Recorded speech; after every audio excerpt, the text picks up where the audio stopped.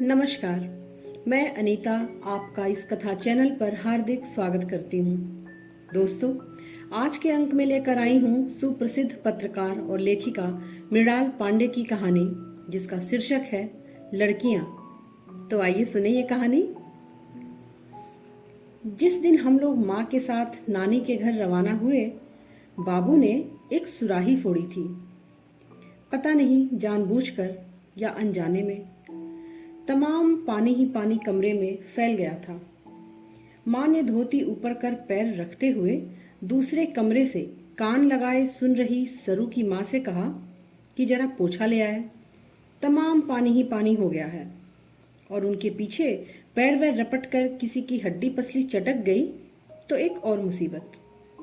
माँ को वैसे भी हर चीज के अंत में मुसीबत ही नजर आती थी।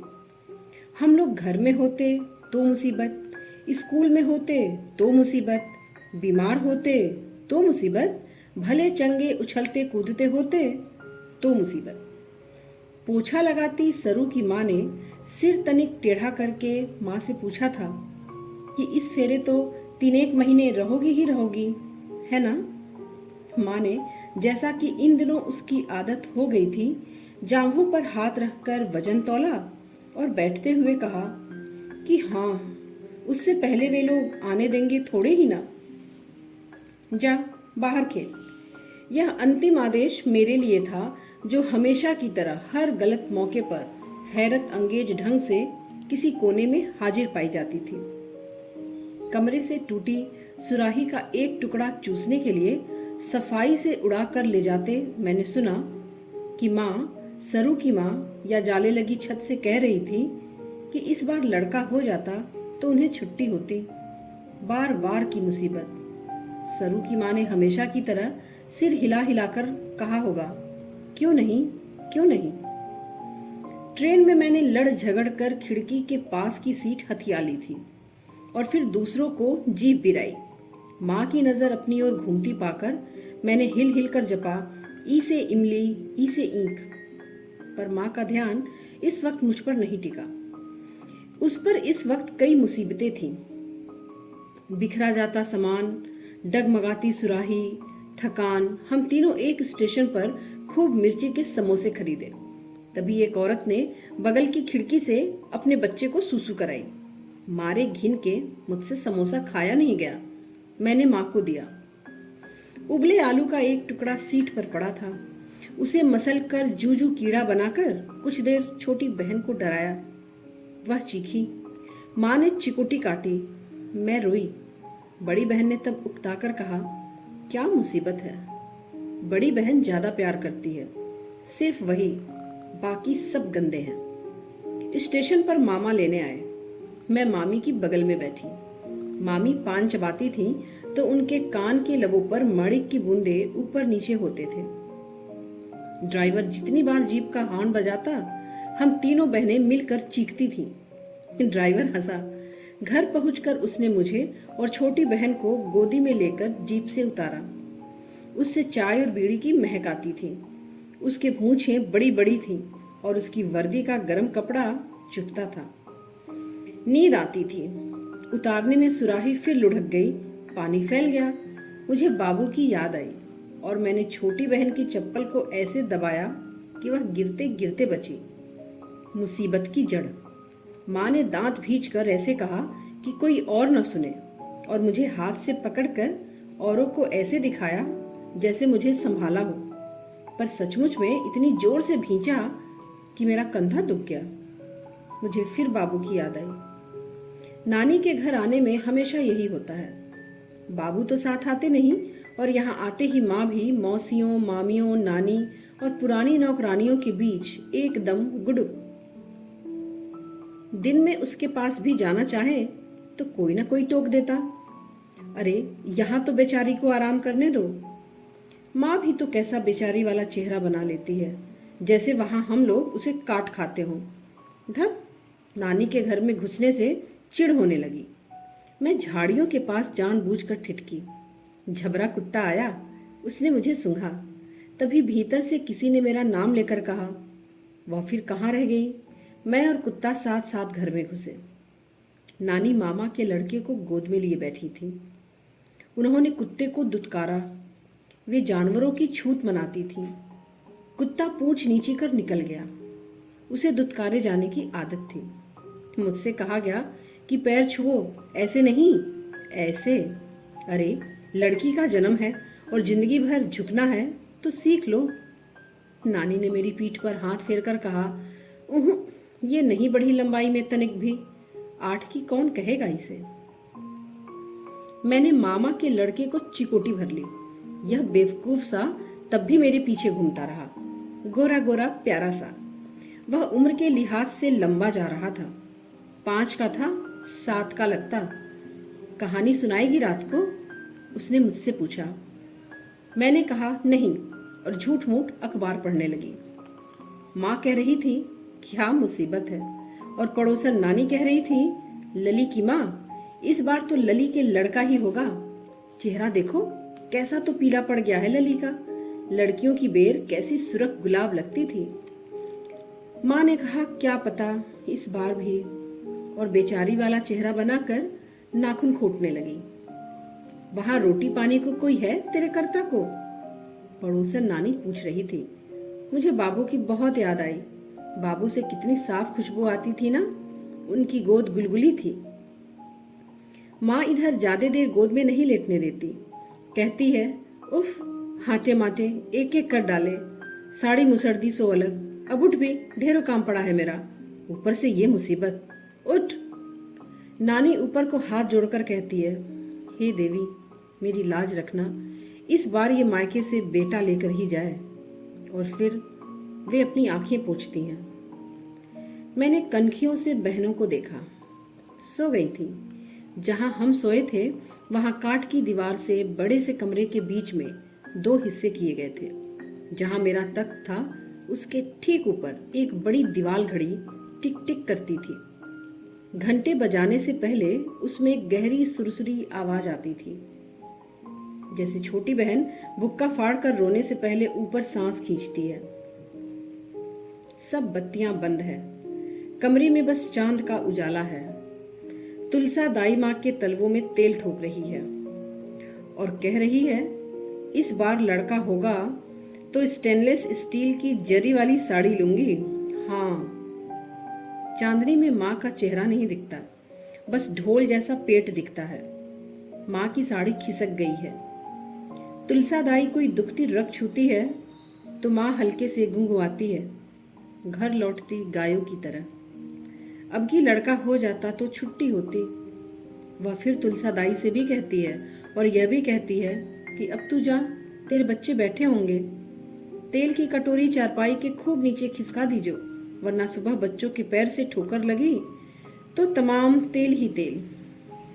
खराब बात। माँ आधी छोड़ देती है तो देर तक कमरे में बात तैरती रहती है, घड़ी के टिक टिक की तरह। अच्छी बात हमेशा पूरी करते हैं बड़े लोग, खराब बात आधी ही। ऐसा क्यों? क्या औरत का भाग्य? चुप्पी। अरे 3 लड़कियां? फिर एक चुप्पी। बाहर एक तारा खूब तेज चमक रहा है। क्या ध्रुव तारा होगा? बाबू कहते हैं मन लगाकर पढ़ोगी तो तुम भी जो चाहो बन सकती हो, ध्रुव तारे की तरह। पर लड़का तो नहीं बन सकती ना? मैं ढिठाई से कहती हूँ तो बाबू पता नहीं क्यों धमका देते हैं। बड़ों के मुंह लगती है। बड़े लोगों को कुछ भी समझ में नहीं आता। बड़ी बहन कहती है बड़े लोगों का कभी भरोसा नहीं करना चाहिए। अपनी बात सब खोद खोद कर पूछ लेते हैं, खुद का कुछ नहीं बताते। कोई हमें कुछ नहीं बताता। यहाँ खासकर रात को जब हम सब सो जाते हैं तब यहाँ बड़ों की दुनिया खुलती है, जैसे बंद पिटारा। मैं जाग कर सुनना चाहती हूँ, पर हर बार बीच में मुझे जाने क्यों नींद आ जाती है। ये आवाज किसकी है? खांसी दबाकर कौन रो रहा है? छोटी मौसी? कुत्ते जितनी इज्जत मेरी नहीं उस घर में। वह माँ के बगल में कह रही है, कहाँ कहाँ? मैं पूछना चाहती हूँ। माँ कह रही है कि जी तो उन सबका कलपता है, पर उसे निभाना तो है ही। और मेरी आंखें बंद होती हैं। निभाना क्या होता है माँ? मैं सुबह पूछती हूँ, सब लोग नाश्ता कर रहे हैं। मैं कहती हूँ वो वाला निभाना जो छोटी मौसी को चाहिए। मुझे एक तमाचा पड़ता है, फिर दूसरा, फिर मामी बचाती हैं, छोड़िए भी, बच्चा है। बच्चा बच्चा कुछ नहीं, पुरखिन है। माँ का पेट गुस्से से थिरकता है, चोरी से बड़ों की बातें सुनती है, जाने क्या होगा इसका। तू भी बाहर हौदी के पास बैठी बड़ी बहन बीने फूलों को औघाती कहती है, 100 बार कहा नहीं कि चबर चबर सवाल मत पूछ, पीट पीट के मार डालेंगे वो लोग तुझे एक दिन, अगर बहुत पूछेगी तो। मैं रोते रोते कहती हूँ, खूब पूछूंगी, खूब पूछूंगी, पूछती ही रहूंगी। बड़ी बहन कहती है, तो जा, जाके मर फिर। बड़ी बहन समझदारी से नानी के गोपाल जी की माला गूंथने लगती है। ये मेरी लाखों की लक्ष्मी बेटी है, नानी उससे कहती है, सुनाकर। दोपहर में मैं छोटे बच्चों को खौफनाक डायनों और भूतों की कहानियां सुनाती हूँ जो नीचे वाले अखरोट के पेड़ में रहते हैं, और कहती हूँ कि चांदनी रात में ठीक 12 बजे उठकर वहां जाओ तो ये बच्चों के खून से नहाते दिखेंगे। नाक से बोलते हैं वो, नाक से। पहले पहल तो उनकी बोली भी समझ नहीं आती। बच्चे मेरे पीछे पीछे घर घर घूमते हैं जैसे जादूगर के पीछे चूहे। दोपहर में बड़ी मामी और माँ हमें खट्टी मीठी गोलियां खाने को पैसे देकर भगा देती हैं। उनका कमरा अंधेरा है, कांचों पर हरा कागज चिपका है। मामी, माँ, मौसियाँ, नानी, सारे कमरे में औरतें ही औरतें पड़ी हैं, हर घड़ी कुछ न कुछ खाती हुई। उनकी मुगदर जैसी बाहें, मोटी मोटी टांगे, अधनंगी टांगे, धारीदार पेट। हमें क्यों कहा जाता है, पैर फैलाकर मत बैठो, टांगे दिखती हैं? हैं?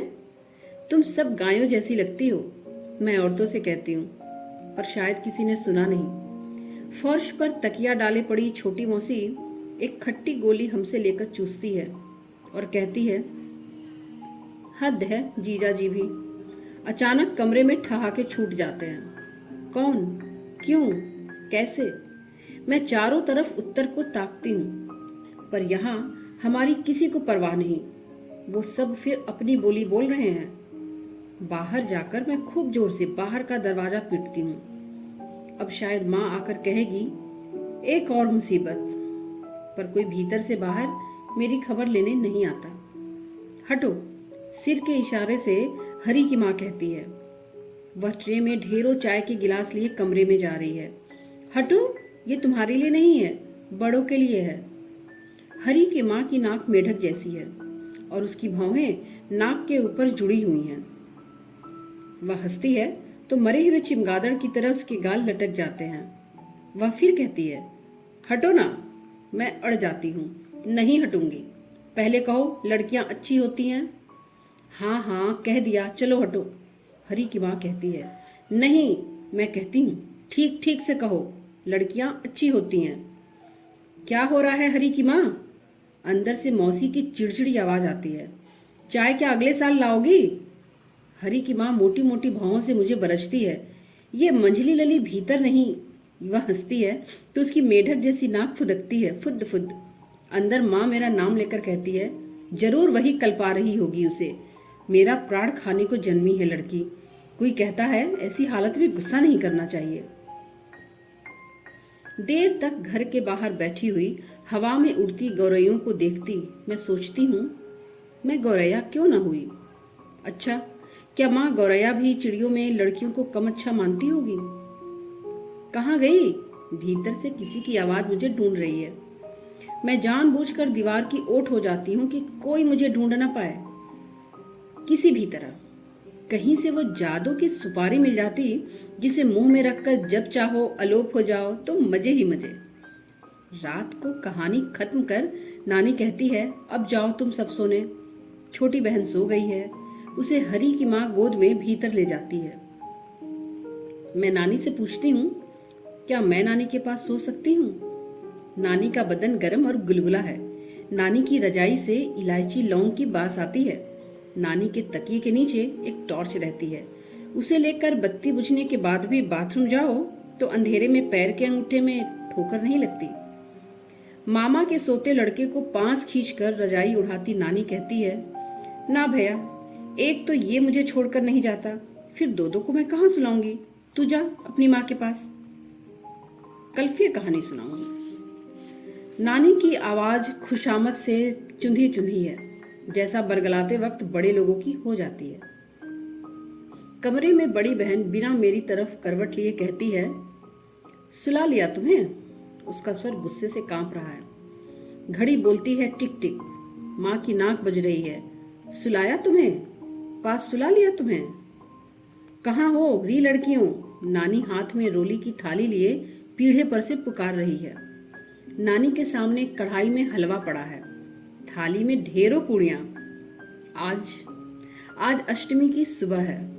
नानी के आगे चटाई पड़ी है। आओ टीका लगवा लो। नानी आरती में कपूर जलाती है। आओ आरती कर दूं तुम्हारी।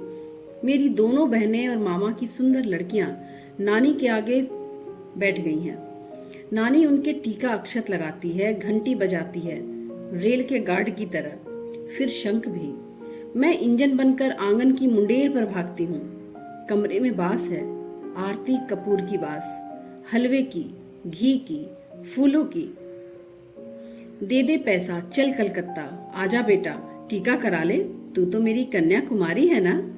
मैं कहती हूँ नहीं, मैं तो इंजन हूँ। मामा का लड़का ताली पीटता है, आह रे इंजन, आह रे इंजन। तभी डर मेरे पेट में मुट्ठी की तरह सख्त होता है। माँ मेरी ओर लड़खड़ाती सी आ रही है, क्रोध से उसका चेहरा भिजा हुआ है। मैं बनाती हूँ तुझे इंजन, अभी इसी दम। पड़ोसन नानी माँ का हाथ पकड़कर मुझे आंखों से कहना मानने को कहती है, पगला हो रही हो लली, बच्चा है, कन्याकुमारी ठहरी। आज अष्टमी है, देवी का दिन। आज के दिन कन्याकुमारी पर हाथ नहीं उठाना होता, पाप लगता है। मैं धम्म से मुंडेर से नीचे कूदती हूँ। माँ रो रही है।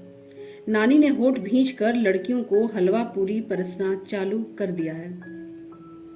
चिड़चिड़ी मौसी कहती है, क्यों अपनी माँ को रुलाती है ऐसे में? जाना। जब तुम लोग लड़कियों को प्यार ही नहीं करते तो झूठ मूठ में उनकी पूजा क्यों करते हो? मेरी आवाज रुलाई से फटती है। गुस्से में मेरे मन में आता है कि आरती का जलता कपूर निगल कर अपने इस दगाबाज गले को दाग दूं। मैं फिर पूछना चाहती हूँ क्यों, पर रो पड़ने के डर से चुप हूँ। मैं रोना नहीं चाहती, इनके सामने तो खासकर। हरी की माँ ताजुब से पंजा गाल पर टिकाकर कहती है, मारी माँ सुनो तो इसकी बात, लड़की होके ऐसा गुस्सा। नानी लड़कियों को सवा रुपया दे रही है। ₹1.25 में 20 खट्टी गोलियां एक साथ ली जा सकती हैं, आने में एक। इतना दीवार से कहकर नानी मेरी ओर भी रुपए के नोट में लिपटी चवन्नी बढ़ाती है। नानी के अंगूठे की नोक पर रोली का निशान खून का धब्बा जैसा लगता है। मैं दीवार की ओर पीछे हटती हूँ। मुझे नहीं चाहिए इन औरतों का हलवा पूरी टीका रुपया। मैं देवी नहीं बनूंगी। मैं चिल्लाती हूँ इतनी जोर से कि आंगन में बाजरा चुगते कबूतर तक फड़फड़ा कर उड़ जाते हैं, जैसे कहीं गोली चली हो। दोस्तों, कहानियां सुनने के लिए इस कथा चैनल को सब्सक्राइब करें, शेयर करें और हाँ, कमेंट बॉक्स में इस कहानी को लेकर अपनी राय जरूर दें। कहानी सुनने के लिए आप सभी लोगों का दिल से बहुत बहुत शुक्रिया। नमस्कार।